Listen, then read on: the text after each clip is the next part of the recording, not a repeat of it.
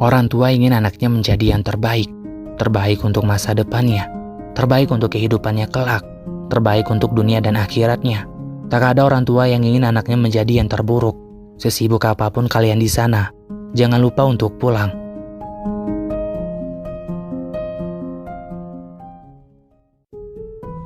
Film dibuka dengan seorang bapak yang bernama Pakmat dan sang istri tercinta bernama Makja.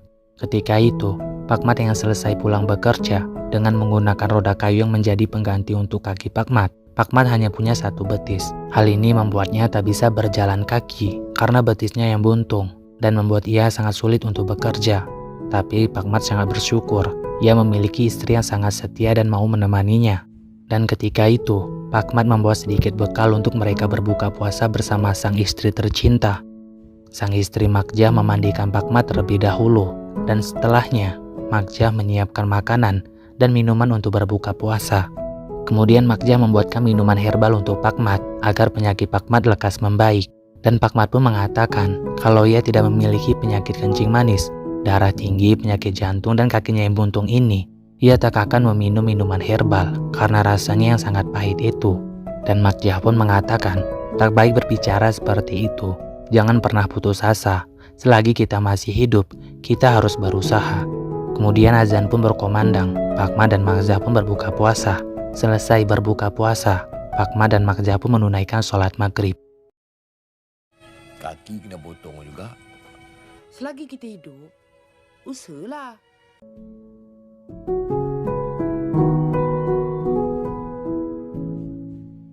Malam harinya, ketika Makja dan Pakmat tertidur lelap, Pakmat terbangun dari tidurnya.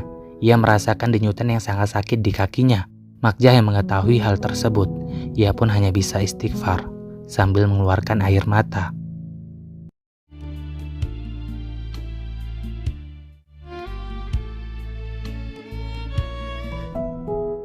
Keesokan harinya, Pakmat pun bekerja seperti biasanya. Hari itu adalah hari bahagia untuk Pakmat, yang mana Pakmat diberi gaji oleh bosnya di tempat ia bekerja, gaji bulanannya.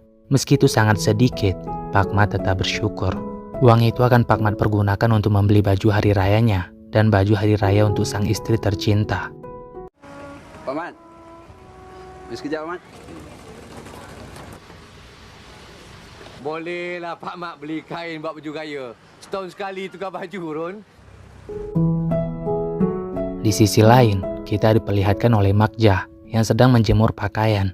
Dan seketika itu Makja mengalami pusing. Alhamdulillahnya, tiba-tiba anak angkat dari Makja yang bernama Sum datang menghampiri Makja. Kemudian Sumlah yang menggantikan Makja berjemur pakaian. Sum adalah anak angkat dari Pakmat dan Makja. Sum pun yang kini sudah berkeluarga dan kini ia tinggal di rumah ibu mertuanya. Ia pun sering menghampiri Makja dan Pakmat selagi ia tak bekerja. Hari ini Sum lagi cuti bekerja. Makja pun menawarkan Sum malam ini untuk menginap di rumah. Sum pun menerima dengan senang hati. Sum pun mengatakan ia akan buka puasa bersama Makja dan Pakmat. Dan ia pun akan membuatkan makanan yang paling enak untuk Makja dan Pakmat.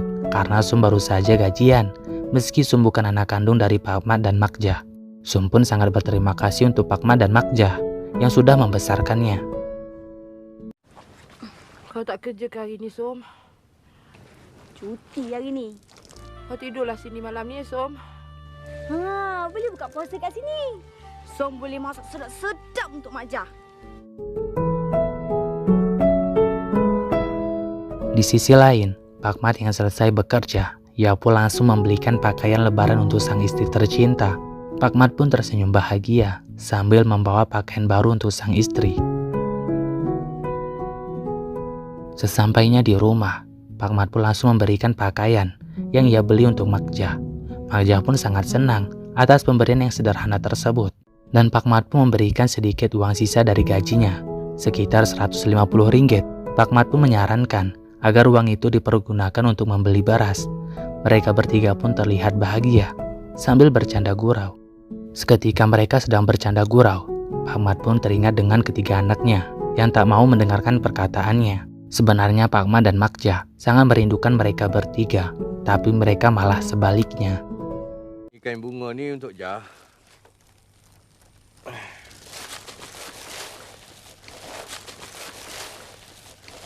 Yang putih ni untuk abang lah. Kalau kau beli songkok tu Pak Mat, beli yang sengit sikit macam piramidi. Gambar apa? Gambar Sarjan Hassan ke? Anakku Sazali lah. Songkok Pak Mat ni dah gebeh dah, koyak. Amboi orang tua ni memilih dia ya.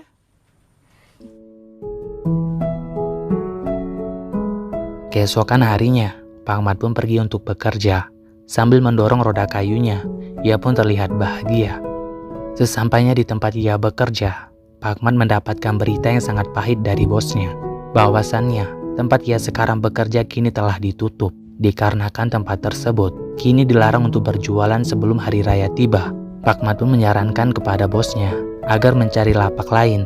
Tapi semua lapak kini tak ada lagi yang tersisa. Semua sudah ada pemiliknya.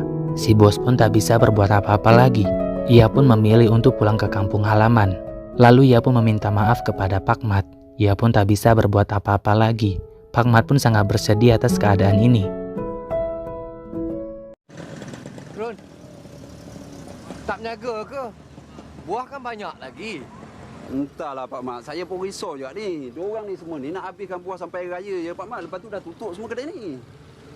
Habis tu... habis tu macam mana, Ron? Di sisi lain, Magja sedang membersihkan barang-barang di rumahnya. Tiba-tiba Magja terjatuh pingsan.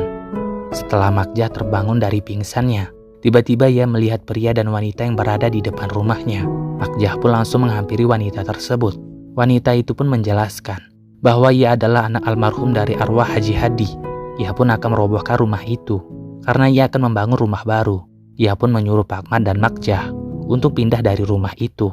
Magja pun marah besar. Ia tidak rela rumahnya dirobohkan. Magja pun terus memberi pembelaan bahwa rumah yang ditempatinya sekarang adalah rumah miliknya.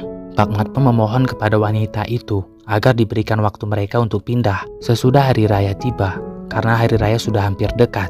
Permohonan Pak Mat pun ditolak karena tempat itu 2 atau 3 hari lagi akan dirobohkan oleh kontraktor. Pak Mat dan Magja pun menangis sedih akan terjadinya hal ini. Ni, jadi kami nak robohkan rumah ni. Nak roboh? Kenapa pula nak roboh, Cik? Kau dengar sini ya. Aku tak nak pindah dari rumah ni. Ini rumah aku. Dan kau jangan senang-senang nak datang sini halau aku daripada rumah aku, tahu? Mak Jah, Pak Mat, dah lama Mak Jah duduk sini tau. 1 sen pun kami tak minta. Arwah bapak saya tak bagi minta pun. Tapi sekarang dia dah tak ada. Tanah ni dia jadi hak saya. Saya dah hak nak buat apalah. Janganlah biarkan orang roboh rumah kita. Malamnya, Pak Mat dan Magja berjalan tanpa arah sambil membawa barang rumahnya. Mereka pun terselimuti oleh kesedihan. Ketika itu, alhamdulillahnya Pak Mat dan Magja mendapati pondok tempat mereka akan tinggal. Dan Pak Mat pun akan meminta izin kepada si pemilik pondok. Di pondok itu, Pak Mat merasa gagal menjadi suami yang baik untuk Magja. Tapi Magja meyakinkan Pak Mat, dia sangat bersyukur sekali menjadi istri Pak Mat. Ia akan tetap setia bersama Pak Mat sampai akhir hayatnya. Magja pun terus meyakinkan Pak Mat untuk terus berusaha melawan penyakit-penyakitnya dan harus selalu bersabar atas musibah yang menimpa mereka, sekalipun itu sangat berat. Kemudian Magja pun memberikan sepotong roti untuk Pak Mat. Abang gagal je. Abang tahu Jah tak bahagia hidup dengan abang. Jah tak pernah salahkan abang. Jah lebih rela hidup macam ni. Kemana saja kalau dengan abang. Jah sanggup. Kalau Jah nikah dengan orang lain, mungkin Jah bahagia sekarang.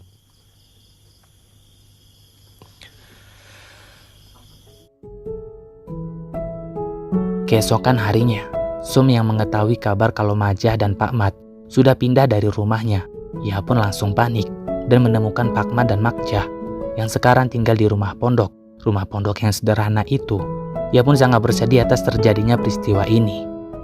Walaupun musibah banyak menghampiri Pak Mat dan Magja, tapi mereka masih sempat bercanda gurau. Sum pun memaksa Pak Mat dan Magja untuk tinggal di rumah mertuanya. Sum gak tega kalau orang tua yang telah merawatnya dari kecil hingga besar kini tinggal di pondok yang kurang layak itu. Tapi Makjah nggak mau merepotkan Sum. Ini sudah kehendak Tuhan. Kita harus selalu bersyukur dengan nikmat yang diberikan Allah Subhanahu wa Ta'ala kepada kita. Kita tidak boleh melawan takdir. Majah dengan Pak Mat berlesum daripada Sum kecil. Ayah dengan Mak Sum dah meninggal. Majah yang boleh takkan Sum nak biarkan Majah dengan Pak Mat duduk rumah macam ni. Tak kira. Di kemudian harinya, hari raya sudah hampir dekat. Makjah pun sibuk membuatkan ketupat untuk hari raya. Dan sang suami Pakmat menyiapkan obor untuk hari raya, agar rumah mereka terlihat indah di malam harinya. Dan Makjah pun akan membuatkan ketupat yang sangat sedikit, dikarenakan anak-anak mereka tidak pulang. Makjah sangat merindukan anak-anaknya.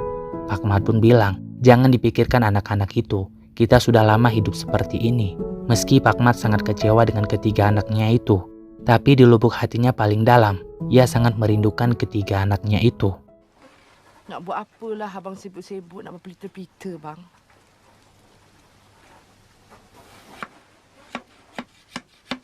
Malam raya nanti, Jah pasang semua ya. Biar tegang rumah kita, Jah. Ketika Makjah sedang menjahit pakaian, ia teringat dengan ketiga anaknya itu. Ia terus menunggu kedatangan ketiga anaknya yang sangat ia rindukan. Makjah ingin sekali merayakan hari raya dengan ketiga anaknya. Ia terus menunggu di depan rumah.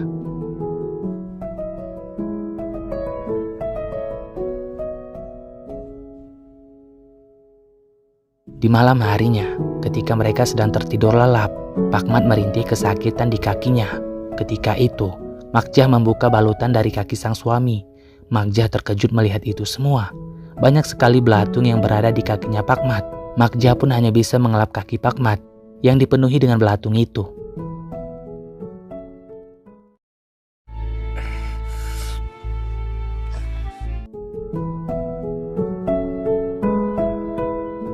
Keesokan harinya, Pakmat mengalami demam.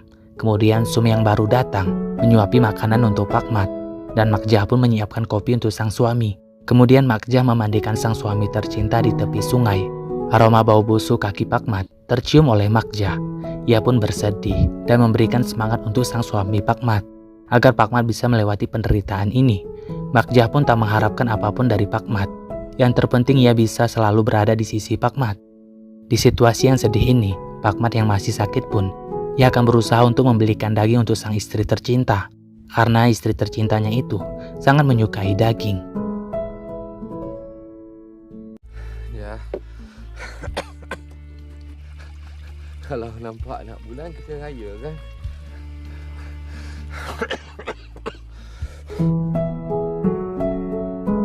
Selesai mandi, Pakmat pun pergi untuk bekerja. Ia bekerja sebagai pencuci piring dan pengelap mobil agar ia bisa mendapatkan uang untuk membeli daging lebaran. Selepas Pakmat bekerja, Pakmat pun membelikan daging untuk sang istri. Pakmat pun terlihat bahagia. Ia pun akan makan daging masakan sang istri tercinta. Di tengah perjalanan, roda kayu milik Pakmat tersangkut oleh rerumputan. Pakmat terus berusaha agar roda kayunya tidak nyangkut. Tapi sayang, roda kayu milik Pakmat malah terbalik sehingga ia pun jatuh ke sawah. Pakmat tak bisa berdiri dan beranjak keluar dari lumpur sawah itu hingga Pakmat menghembuskan nafas terakhirnya.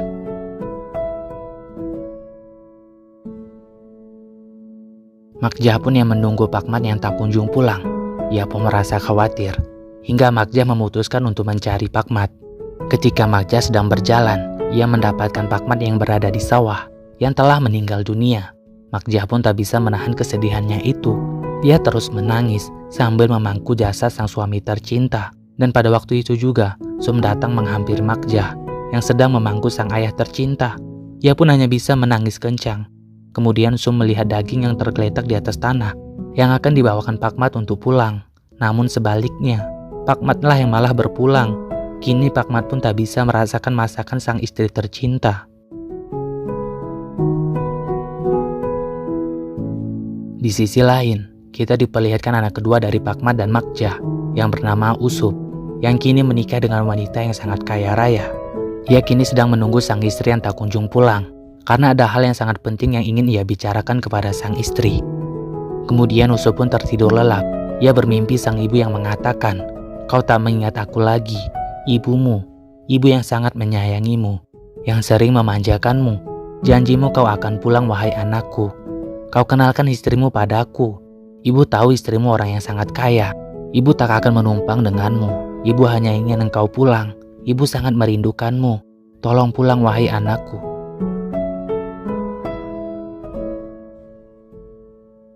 Keesokan harinya, Usop meminta kepada sang istri untuk pulang kampung bersamanya.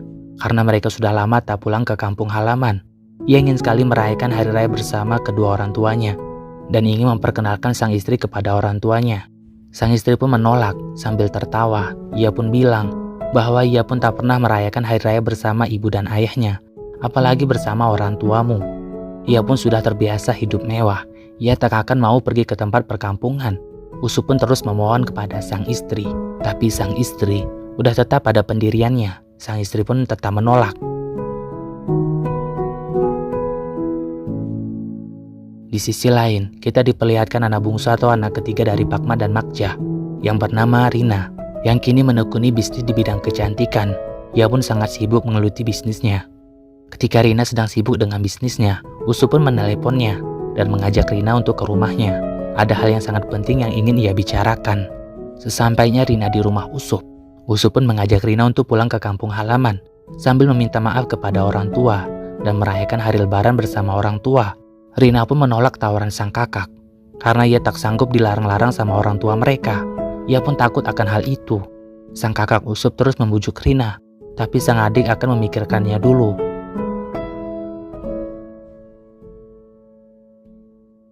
Di sisi lain, kita diperlihatkan anak pertama Pakmat dan Makjah yang bernama Zohan, yang kini sukses di dunia bisnis. Ketika itu, anak buah dari Johan meminta cuti. Ia ingin sekali merayakan hari raya bersama keluarganya di kampung halaman. Johan pun dengan senang hati mengizinkannya untuk cuti. Kemudian ia pun bertanya kepada Zohan, apakah bapak tidak pulang ke kampung halaman, merayakan hari raya bersama orang tua dan keluarga. Sontak Johan pun terpukul dengan perkataan anak buahnya tersebut. Ia pun langsung mengingat perkataan ayahnya Pakmat. Tapi Abah nak ingatkan kau, walau banyak mana pun duit engkau, tapi hidup engkau tak pernah puas.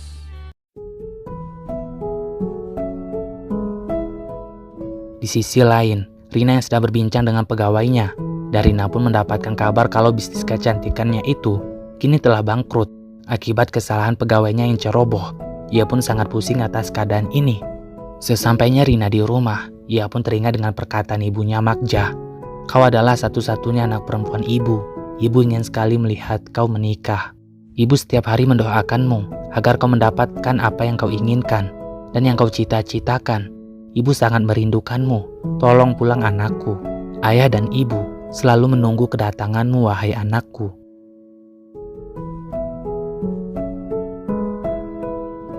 Akhirnya Usop pun sadar dengan perkataan ayahnya dulu.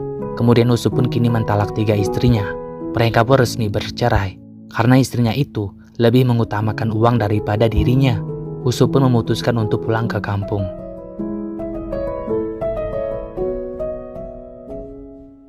Johan pun kini mengalami kebangkrutan. Semua uangnya telah habis. Ia pun sangat terkejut akan hal ini. Malamnya, Makjah yang sangat merindukan Pakmat yang telah berpulang ke rahmatullah. Ia pun hanya bisa memegang pakaian Pakmat yang akan Pakmat pakai di waktu lebaran. Kini suami tercintanya itu tidak sempat merayakan lebaran bersama dirinya.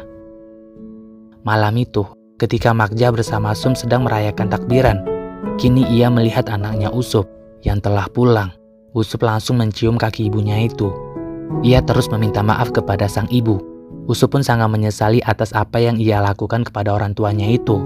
Makjah pun sangat marah atas ketiga anaknya ini karena kepulangan mereka sudah terlambat karena ayah mereka kini telah meninggal dunia. Ia pun sangat marah, tapi di lubuk hatinya paling dalam, Makjah sangat merindukan ketiga anaknya ini. Film ini mengajarkan kita untuk tidak melupakan kedua orang tua. Sesukses apapun kita, orang tualah yang paling berjasa di balik itu semua. Orang tua kita tidak pernah mengharapkan emas, permata sebagai balas jasanya. Mereka hanya ingin kita punya waktu untuk sekedar bercerita, makan bersama dan melakukan hal-hal yang sederhana yang bermakna bersama mereka. Sejauh apapun kita merantau, sesibuk apapun kita di sana, ingatlah untuk pulang sebelum orang tua yang berpulang Setidaknya saat hari raya atau hari libur, percayalah, orang tua selalu merindukan anaknya dan mereka pasti menyebut nama anak-anaknya dalam doanya pada Tuhan.